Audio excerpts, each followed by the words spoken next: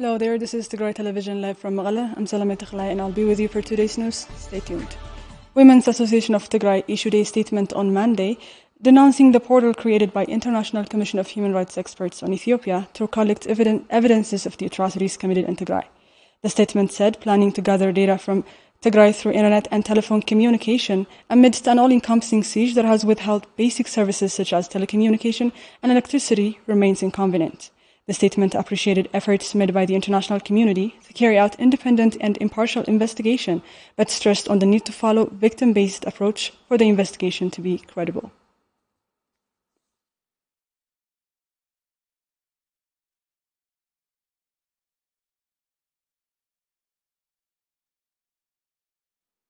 St. Mary Hospital in the historical town of Aksum is one of the oldest hospitals in Tigray.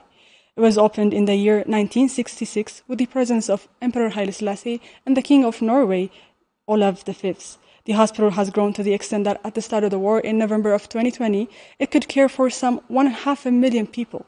But today, over a year after the start of the siege on the region, the hospital's CEO tells us that the hospital's resources have been exhausted to an extent that it is no longer able to care for inpatients who need food services. Avrah Garotinsay has more.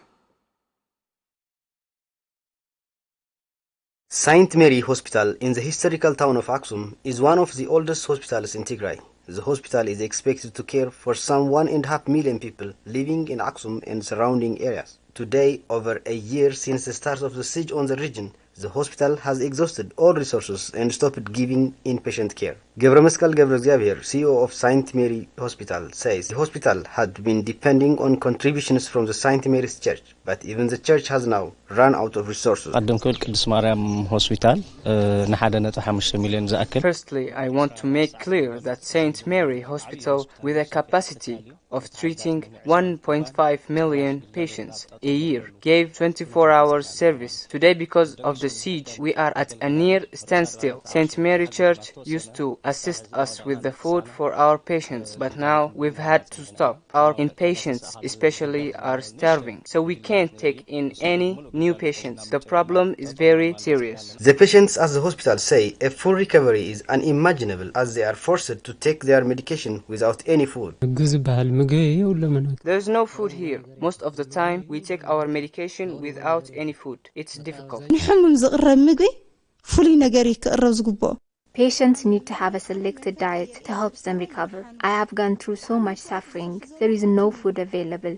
I hope what's happening to us won't happen to others. The doctors, they're the ones paying the ultimate sacrifice. Just imagine, they're working so hard without gloves. They are risking their lives. Ainalem Mokonnen works in the hospital's kitchen. Ainalem and her fellow employees have been sharing what little aid they have been receiving to support patients at the hospital. But she tells us that this is far short of what the hospital needs to help its patients recover.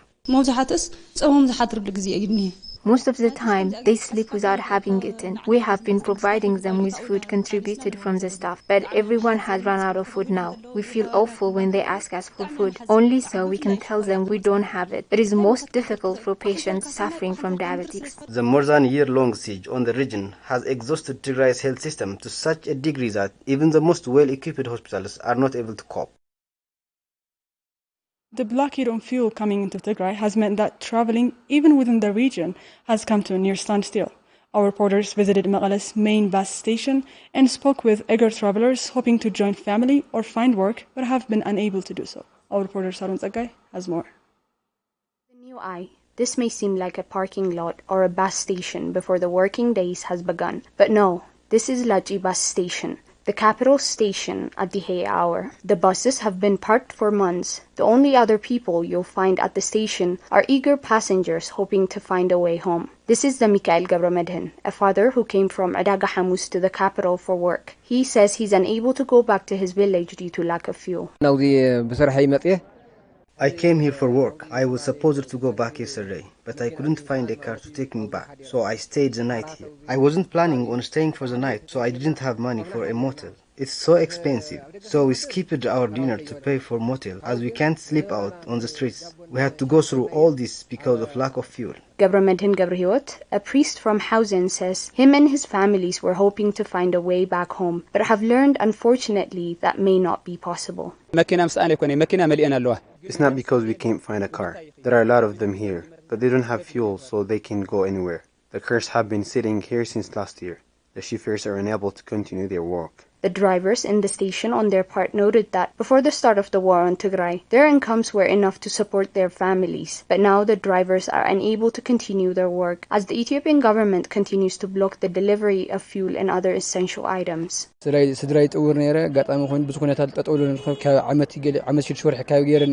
used to support my family using my income, but I have been out of work for almost a year and a half now. I can't take care of my family no more. We are watching people dying on the road because they don't have means of transportation to take them to a hospital. People are in desperate need of transportation. They are now using these cars as taxis to travel from one place to another. You have to pay 10 or 15 lira to use them too. Close to 5 months into the humanitarian truce, and the Ethiopian government has continued to block access for fuel and essential supplies, making it impossible for life to return to anything resembling normalcy. Zoonotic diseases that have nearly been eradicated before the start of the war on Tigray are now spreading rapidly. According to Dr. Rey Isaias, deputy head of Tigray's Bureau of Health, 42 people have died due to rabies and 12 others due to anthrax. The deputy head emphasized that the rapid spread of these zoonotic diseases could pose a danger to the world as the medical system in Tigray remains weak. Mintakidana.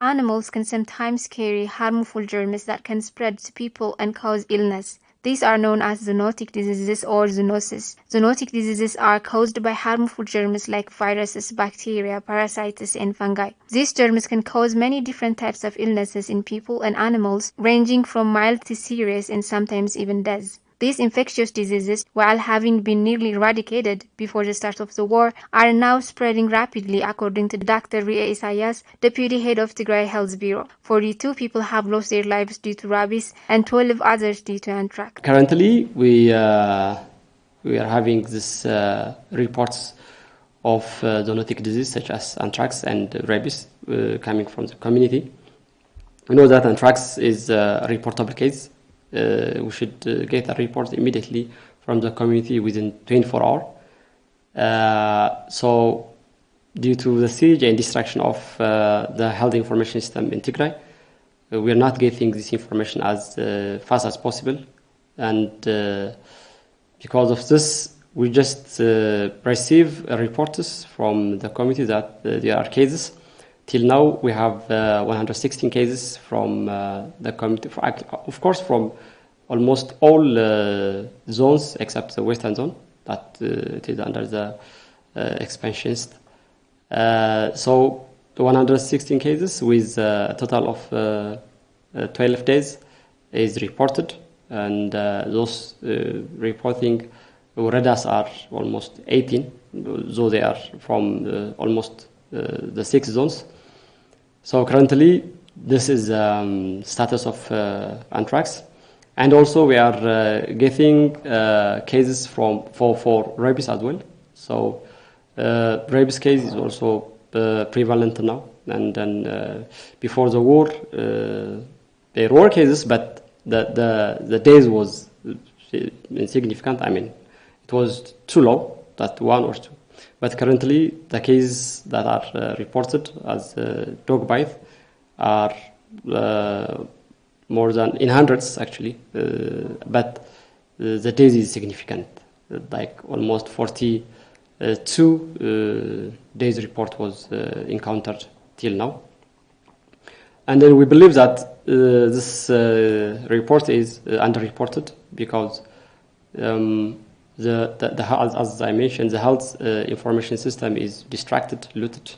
So the health information system is incapable of delivering the adequate and timely reports. The deputy head emphasizes that the rapid spread of these infectious diseases is only possible due to the near-complete collapse of Tigray's health system that has occurred as a result of the deliberate destruction of its infrastructures by invading forces and the ongoing siege that has meant that Tigray's health system is no longer capable of designing and implementing interventions to curb the spread of these infectious diseases, resulting in the rapid spread of rabies, anthrax, and other diseases. The zoonotic disease is we can be prevented in collaboration with different sectors and by mobilizing society, like implementing this community-based health system.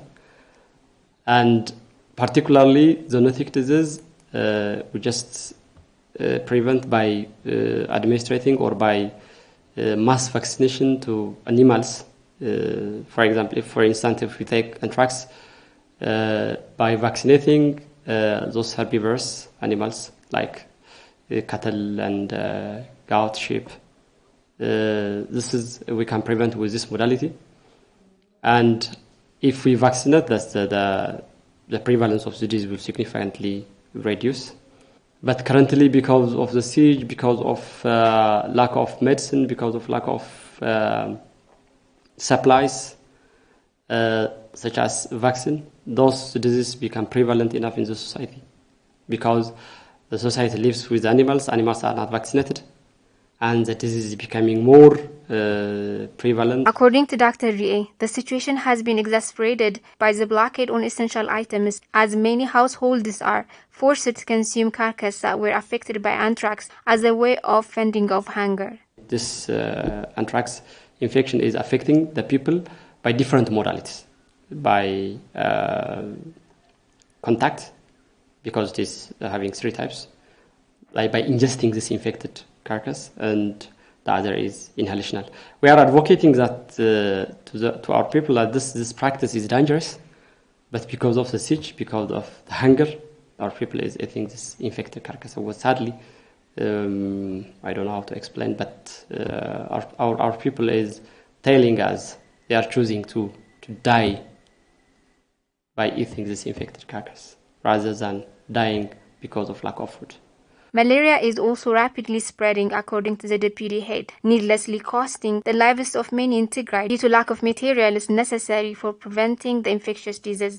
For the past almost 2 years, we didn't take these vector control measures, and now for the past almost 17-18 months, we didn't get any medication for malaria. We didn't get any diagnostic kits for malaria. So those cases are becoming outbreaks. Like more than 10 waradas now, there is a high prevalence and high infectious rate of this malaria cases. The deputy head noted that the rapid spread of these zoonosis diseases in Tigray may come to produce a new kind of infectious disease that could pose a danger to the world, as the medical system in Tigray remains too weak to effectively respond to medical emergencies. The current situation of communicable disease in Tigray is high. In such kind of crisis, the epidemics and pandemics are becoming a source. So Tigray might be the source for a new emerging event or new pandemic disease, because we are not intervening, we are not preventing. Zoonotic diseases are becoming prevalent. Animal vaccination and animal prevent those zoonotic diseases. We are not making an intervention measure. So if you do this, then we are expecting something to happen. Asma Maruf Yassin is an IDP from Ab'ala in the Afar region. She learned she was HIV positive over 16 years ago and so took good care of herself and took her medications regularly. But for months now, Asma has not been able to find antiretroviral therapy, while food and shelter remain far from reach. Our reporter Winta Kidana has the details. Asma Maruf Yassin is one of the thousands displaced from Ab'ala Afar. Asma learned that she was HIV positive over 16 years ago and has been taking her medication without fail. But now, due to the blockade on medication and food aid, she's just one of the many that find her health is deteriorating on a daily basis. I I go to either hospital to see if there's any medication, but I always come back empty-handed. They tell me they have no medication because of the siege. There's no access. Lack of medication has been the most difficult thing for me here. People catch so many communicable diseases here, and I'm obviously at greater risk because of my illness. Asma tells us that her health is further deteriorated more rapidly due to lack of food aid, as food assistance at the IDP camp remains inaccessible. Since I've been here, I've only received 50 kilograms of food aid. We're suffering. It's so difficult to survive here. We came here to try and save our lives, but life is no better. I weigh 40 kilograms now, and I have these marks all over my body. I never used to get sick, even the simplest allergy, let alone weight loss of this degree. This is because I'm no longer able to care for myself. Asma tells us that all this is in addition to the difficulties of rainy season. She says her temporary home has been flooded multiple times, leaving it weaker and less likely to survive another flood. We're living in this tin roof donated by the owners of the land. When it rains, water flows in through every corner. I have to dry every clothes that gets wet by the flooding. The breeze and cold is unbearable. We have no blankets or additional clothes to protect us from the cold. Asma also shares with us that she sensed that the living condition in the IDP camp is impacting her mental as well as physical health.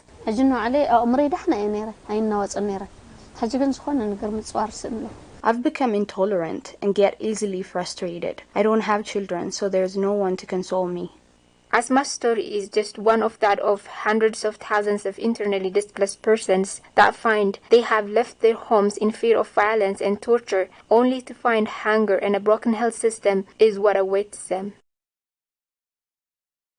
Desta Haile Selassie is a postdoctoral research fellow at Howard University. When the war started in November of 2020 and all communications in the region went silent, him and his friend established an online media platform dedicated to bringing to light atrocities in the region. Desta was tasked with the responsibility of compiling a list of victims despite the comprehensive communications blackout, which contains the names of more than 3,000 civilian victims of atrocities. Our reporter Saron Zagai has more. In November of 2021, the Associated Press reported on the story of Desta Haile Selassie, a young man who had been documenting the names of victims of atrocities in the ongoing war on Tigray. Him and his friends from Tighat, an online media platform founded after the start of the war that also featured a comprehensive communications blackout, was solely dedicated to documenting and bringing to light the horrific violence that was perpetrated on civilians and civilian property. Desta, a postdoctoral researcher at Howard University, was tasked with the sole responsibility of compiling a list of victims, a list that now contains the name of 3,291 names. When the team from the Associated Press interviewed me back, if I remember correctly, I think it was back in November, the total list of victims we had was about 3,100, to be precise, 3,116. And the current list that we have is, I think it's about 3,291, close to 3,300. Desta fears that the list is only but a drop in comparison to the sea of crimes that were committed in Tigray during Tigray's 8 months long occupation by Ethiopian and Eritrean forces in 2020 and 2021, a fear that is confirmed by the difficulties he faces to collect information from Tigray. For months, Desta had depended on handwritten lists of victims smuggled out of Tigray, posts on social media, and reports by international outlets. But since the start of the siege on Tigray in June of 2021, Desta says there's little to nothing coming out of the region. I think this is the reason why we have about 3,300 victims so far. And as you know, the number of civilian victims is much more than that. But before June 2021, we have very courageous people helping us from Tigray, on the ground in Tigray, from every district in Tigray, who used to send us handwritten notes about the list of victims, images about the list of victims. I also collect data from social media, posts from family members in the diaspora, or it could be in other parts of Ethiopia. And we also get reports from by the barbaric Eritrean soldiers on the 2nd of December 2020 in